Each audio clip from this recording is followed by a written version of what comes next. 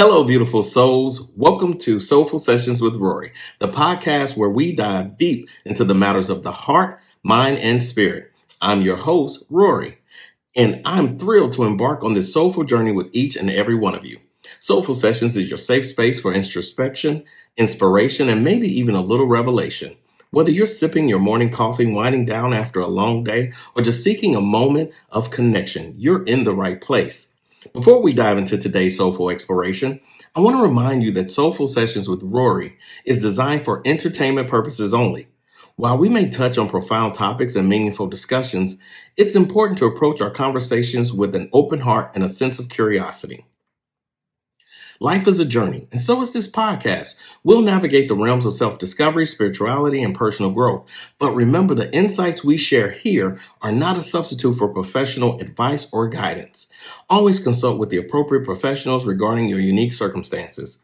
So, whether you're a seasoned seeker or just dipping your toes in the waters of self exploration, get ready for a blend of wisdom, laughter, and a touch of magic in each episode of Soulful Sessions with Rory.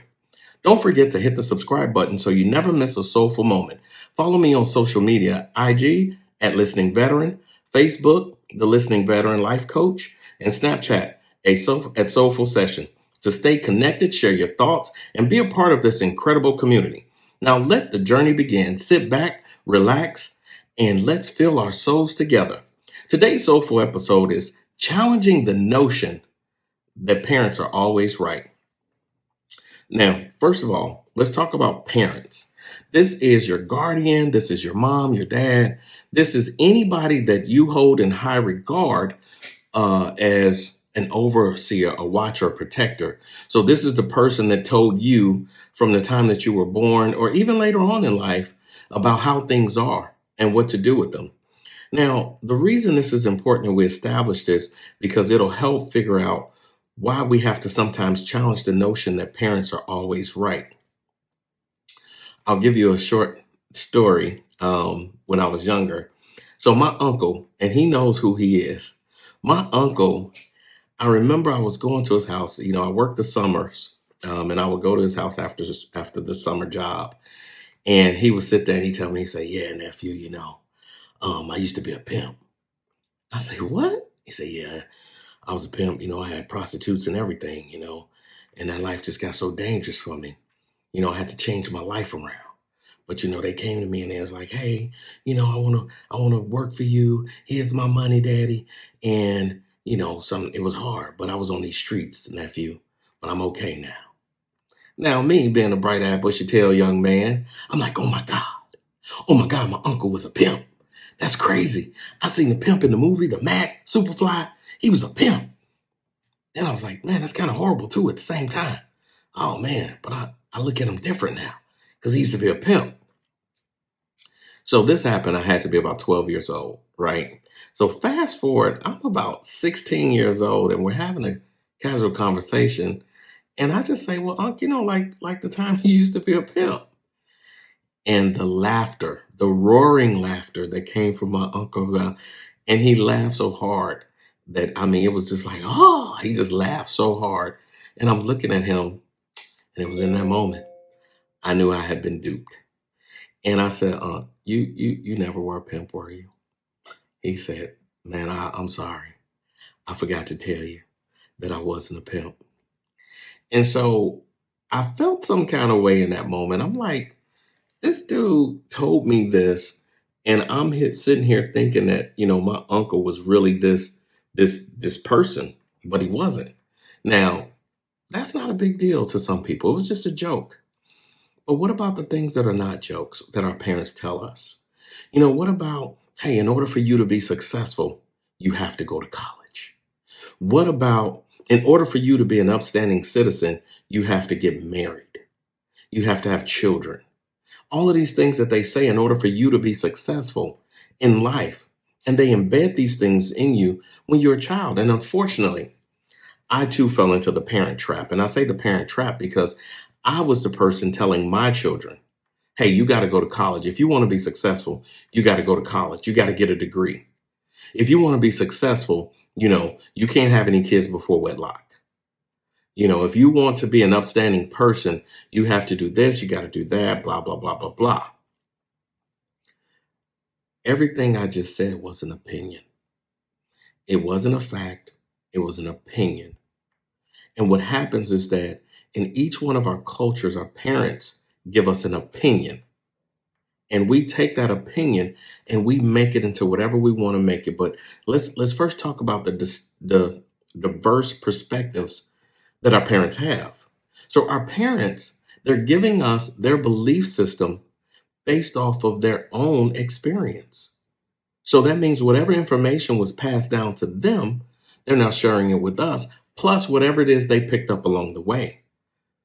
And if they believe that this is my reality, this is my belief system, then there's nothing you can tell them in that moment that, I want to experience that. I'll use my dad again. My father was a Vietnam War veteran and he had a horrible experience. And I would say he had a horrible experience because he did witness actual combat, people dying, and he ended up, being strung out on drugs for a while. And his whole experience was negative. So my mother got the after effects of that, meeting him in that capacity afterwards. And guess what? When I said, "Hey, I want to go into the military," one of the first things that was said to me is, "You're going to die." First thing that was said to me was, that's not a good place for you. All they're doing is chewing up our people and spitting them out. I don't want to see you hurt. Okay, that wasn't said, but you get my point. So, based off of her experience with service members, the military would be the worst experience I could have. And for a brief second, a hot second, I believed her. I said, you know what? Maybe I need to rethink this. Because if I go there and die, then it defeats the purpose.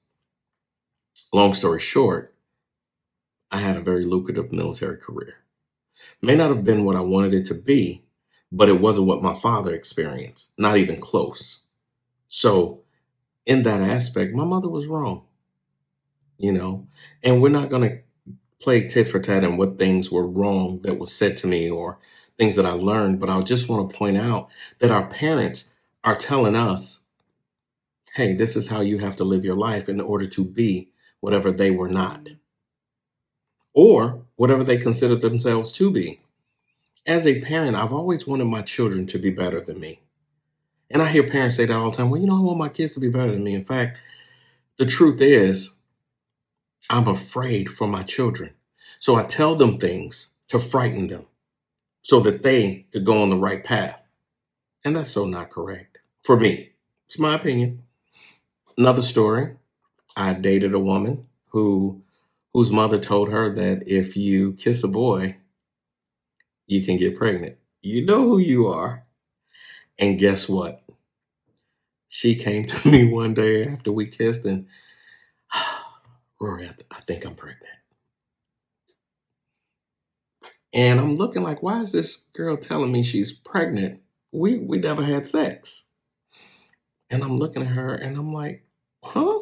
Well, I wasn't looking at her, I was looking at the phone because she called me with it.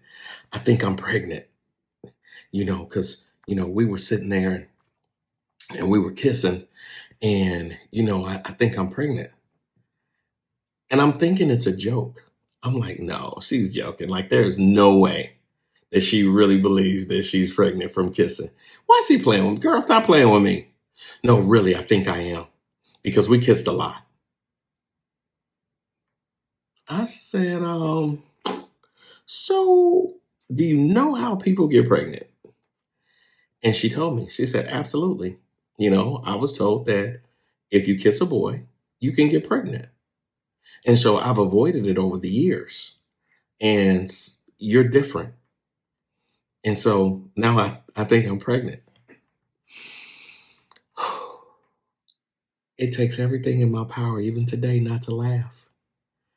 Not to laugh at this fact that this woman in her early 20s really believed that if she kissed a man, that she would get pregnant. Now, of course, I can laugh at it now, and we laugh at it. It's our own little inside joke. But here's the bad part. Somebody she trusted, someone she loved, someone that whose word was law to her, told her, if you kiss a boy, you get pregnant. So what other things did they tell her? If you don't go to church, you're going to hell. If you sin ever, you're going to hell, you're condemned. If you don't go to college, you're a failure. If you don't get married, you're a loser. If you don't have children, you're not a woman. See, we're looking at certain things. If you smoke weed, you're a failure. You're not a success. If you do anything out of the societal norm, you're a problem. Let's talk about societal norms.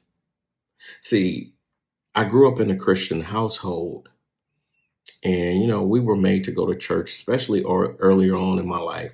So every Sunday I was in church, and I'm not talking the churches of today where you get 2 hours or 2.5 hours and you gone. No, I'm talking we get there at 9, 10 o'clock, and we're not leaving till 5 p.m. This is why sometimes I don't even like gospel music, because I think out of those 5 hours, 4 hours was at least praise and worship. Now, Lord, just know that I'm not having an issue with you. It's the 5 hours of praise and worship that just did not sit well with me. And so I bring this up because at a certain point we stopped going. We stopped going to church. Or she said, you can decide on your own. But what I noticed is that she didn't go either. So I was taught that you have to go to church to have a relationship with God. I later felt that that wasn't true. I was taught that you have to read your Bible, you got to do all of these things to be a good person. That's not necessarily true. I think what happens is in societal norms, there's a group of people who have an opinion and they make that opinion a fact. But what happens in any society when you advance technology, when you advance information, things change. Evolving societal norms are constant. I remember when I was a young man, it was nothing to sit on the phone with a woman for 2, 3 hours with the cord attached to the wall, getting uncomfortable, trying to find the right spot to talk. Whereas now, as a man, you lucky if you could get 10 minutes. I don't like to talk. I only text. And some people don't like to text. They only talk. I'm just using that as a way to show you that societal norms are changing and they're always evolving. So our parents' societal norm is very different from ours. And though we grew up listening to them tell us how life is, that's why in your teenage years, you start to question things. Hold up.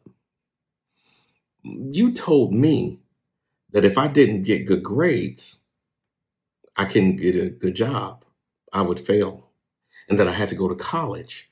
But yet, I know this person who graduated from high school and went straight into the workforce as a mechanic. He makes more money than such and such dad who, has a degree but works here doing this. So things weren't adding up because these unchanging belief systems, these things that were imposed upon me as a kid, were basically saying, this is the way. And anything outside of this is wrong. And you don't want to disobey your parents and you want to listen to them, but there's something in your gut that says something's not right. So we usually rebel in our teenage years, especially when our puberty kick in, and we go and we do all the things that they said we shouldn't do. And you know what happens sometimes? Sometimes we have a better life than we thought we would have because we took chances that they didn't want us to take. And so you got to be careful with that, because I know a lot of people who've dated people that their parents told them, oh, that's not going to be a good fit for you. That person isn't for you. And then they end up married for 20, 30 years. parent wasn't right. As a parent, a lot of times I made a bunch of choices that I didn't like. I won't call them mistakes. I'm going to call them choices that didn't feel good. When I made those choices, and I'm not just talking with my children, I'm talking in life. When I made those choices, I learned, I adapted, I grew, I kept going.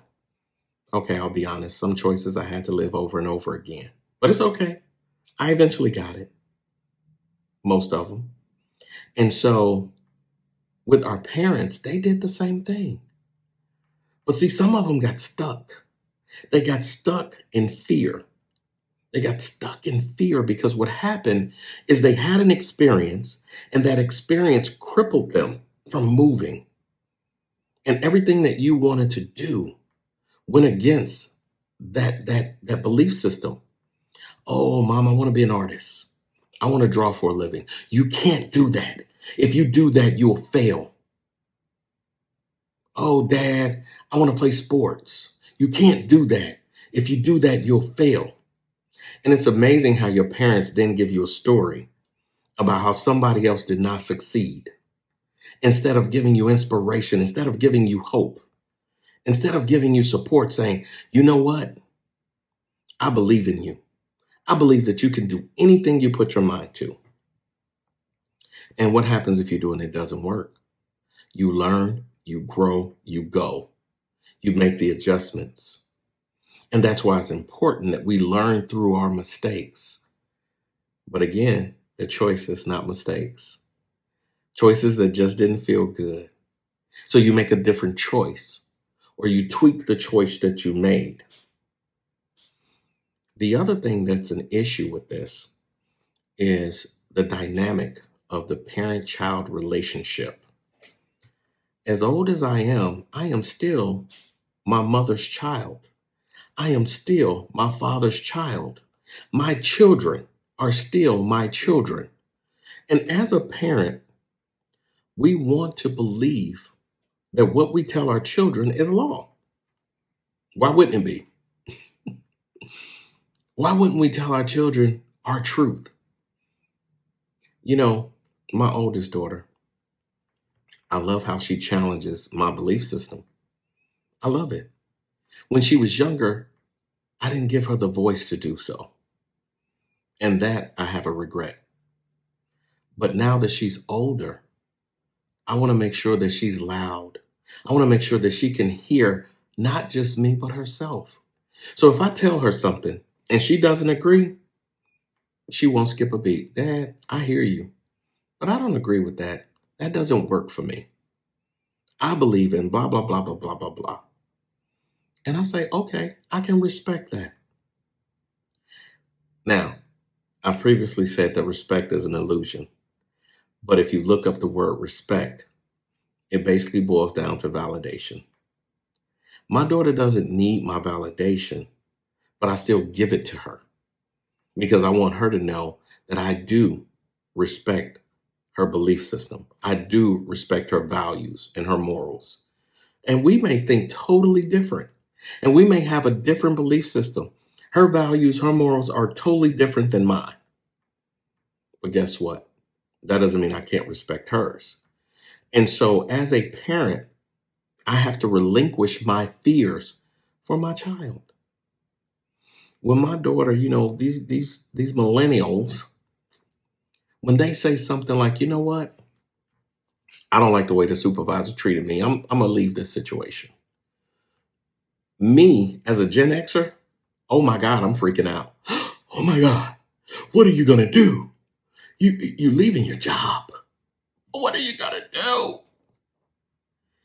And in the numerous cases I've seen with millennials, or what are these Gen Yers or whatever they're called, I've seen them so calmly change.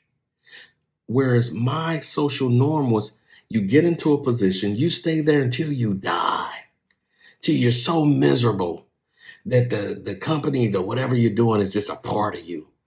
You know, you going to work, this is my desk, this is my phone, this is my cord. These are my people. And it's not even your company. See, the millennials, they got one up on us because guess what? They realized early, this isn't mine. So I'm not going to treat it where it's the most important thing in the world. But see, I'm going off the belief system that was taught to me by my parents. I'm going off the belief system that was taught to her by her parents or my grandparents. So for years, I was told that, hey, if you want to be successful, you stick to it. Rain, sleet, or snow, you stick to it, no matter what happens. And I believe that. There were some times in the service that life was miserable for me. But I was in a culture that said that if you got out, you were a loser. I was in a culture, and my culture said that you don't quit anything. You just keep going. So much so that even at retirement, I felt bad. It's like, well, man, I'm giving up. I'm quitting on the team. Sometimes parents are wrong. So, in order to change the dynamic in the parent child relationship, the first thing you have to do is find your voice. Now, this is, of course, as you as the child, not the parent, but as the child. You have to find your voice and you have to declare who you are. Stop doubting or questioning yourself. The things your mom and dad told you, your grandparents told you 20, 30 years ago, hate to be the bearer of bad news, but they could be wrong. Hate to be the bearer of bad news, but you actually have a voice. Use it. You are powerful. You are strong. Use that voice to determine what you want to believe. Now, some things make common sense that our parents told us, and we can accept that. But your belief system does not have to be their belief system. Excuse me. Their choices don't have to be your choices. It's important that you find your voice.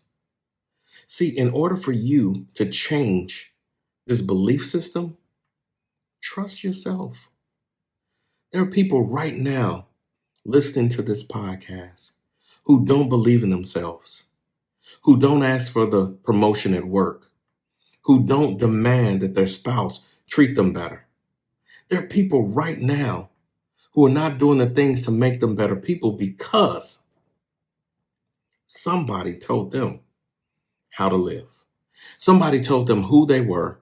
Somebody told them how they're supposed to be. Your parents were not always right. And it's okay to have a voice. It's okay to make decisions because you want to make those decisions.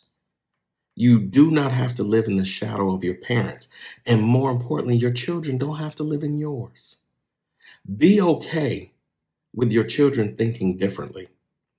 Now, of course, I'm talking teenagers, young adults, adult children. I told my son, my oldest boy at 17, that I'm a consultant. I will offer advice, but the decisions that he makes, he has to live with the consequences, regardless of what they are. And I told him up front, I will not approve of a lot of things, but I will accept them. And there's a difference because I know my belief system is not your belief system. My culture is not your culture. We grew up in two different eras and you think differently. And I want you to be okay with thinking differently. I'm not perfect and neither are you. But both of us are imperfectly perfect because our flaws are based on other people's belief systems, not ours. And it's okay. I want you to understand that you are an adult. I want you to understand that your parents no longer dictate who you are or who you want to be with or what job you should have, how you should raise your children, how you should spend your money. Be your own person. Make your own decisions. You have to take a chance on you. I want you from this day forward to step out on faith, not fear. Step out on love, not hate. I want you to look in the mirror and tell yourself, I'm okay. My belief system is okay. Nobody has to believe what I believe, and what I believe is okay. You're not supposed to be perfect. You're supposed to be you. And if you are you, that's all that matters. I want you to accept yourself. I want you to love yourself. And remember to do this unconditionally. Thank you, beautiful souls, for joining me today on another enlightening episode of Soulful Sessions with Rory. If this episode resonated with you, share it with someone who might benefit. As we navigate the depths of introspection and explore the boundless possibilities of the human spirit, remember that your journey is uniquely yours, and every twist and turn is a sacred part of your story.